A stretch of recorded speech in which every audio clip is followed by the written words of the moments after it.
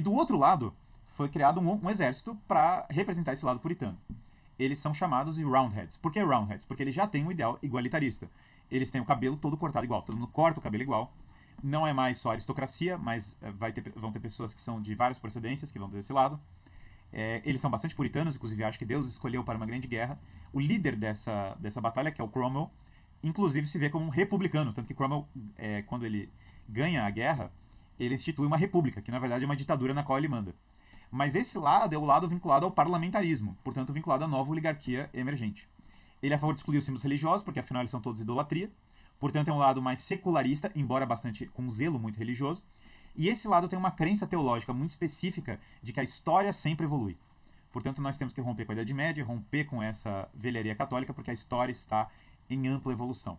Esse é o lado Cromwell, esses são os Roundheads. Há uma grande luta, os Roundheads ganham, inclusive porque eles armam a população que não é só dos cavaleiros, então eles têm um poder de arregimentar exército que a nobreza antiga não tinha. E na vitória dos Roundheads, certo?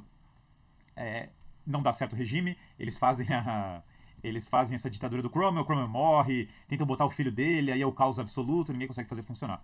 Mas o fato é que esses dois regimes deram origem a dois partidos na Inglaterra. Quem era pró-Cavalier vai ser no futuro chamado de Tory. Vão ser as pessoas que vão apoiar rei, família e igreja. Quem era do lado Roundhead vão ser os Whigs. Eles vão montar o partido Whig, que é fundamentalmente o partido liberal, é o partido da secularização e dos direitos individuais.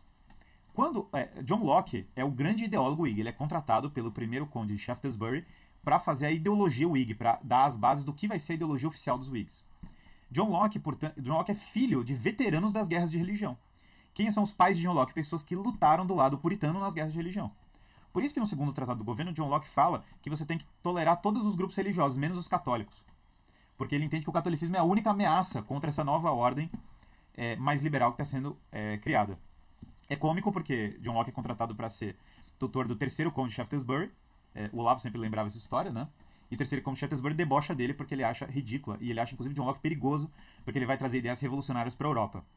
Mas quando John Locke ataca, em especial, um livro do Robert Fillmore, que é um livro chamado Patriarca. O que argumenta o livro Patriarca? Ele fala que a autoridade é inevitável, sempre alguém vai mandar, e naturalmente existe a autoridade da igreja, a autoridade do rei e a autoridade do pai de família. Essa é a tese clássica do poder. Alguém manda, então é melhor que alguém mande com coesão, ao invés de ser uma grande luta de todos contra todos. É a tese do Patriarca.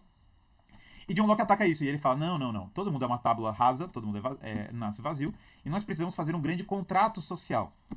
Quem ganha poder com o contrato social de John Locke na época? O parlamento britânico, por isso que John Locke dá passos de importância na linha do parlamentarismo.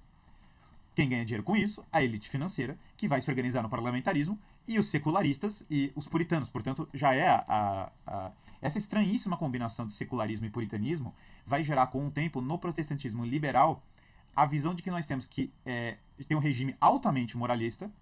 Esse regime moralista tem que impor uma visão moral sobre as pessoas, e essa visão moral vai ter que ser progressivamente mais secular e evolutiva. O partido Whig, que John Locke é o mentor, vai virar sinônimo de progressismo na história britânica. Tanto que os ingleses chamam de Whig History, a história que fala só do progresso, a história que só diz que tudo evolui, que tudo indefinidamente está indo na direção da evolução e do progresso. Então os Whigs são basicamente liberais, livre mercado, individualismo, direitos individuais, parlamentarismo, secularismo. Essa é a pauta resumida. É óbvio, para quem tem um mínimo de conhecimento histórico a partir daí, que as ideias da França vão beber de John Locke, evidente, e as dos Estados Unidos também. Jefferson é eminentemente um estudioso de John Locke. E é óbvio, para quem tem o mínimo de bom senso, e para todo mundo da época é óbvio, é evidente que os Cavaliers são à direita e os Roundheads são à esquerda. Antes de ter essa disputa, porque é a mesma disputa que vai ter na França 100 anos depois. Só que na França, a França é uma herdeira tardia dessa mesma disputa. O lado da direita é o lado que ficaria do lado dos Cavaliers, do lado dos jacobitas, depois no que vai ser a Revolução Gloriosa Inglesa. E o lado da Revolução é o lado com as facções mais moderadas e mais leves, verdade? Tem os girondinos, que são o lado um pouco mais britânico da disputa, e tem os jacobinos, que são o lado mais ferrenho, vamos para a Revolução full time. Mas o fato é que o lado à esquerda é o mesmo lado do regime puritano.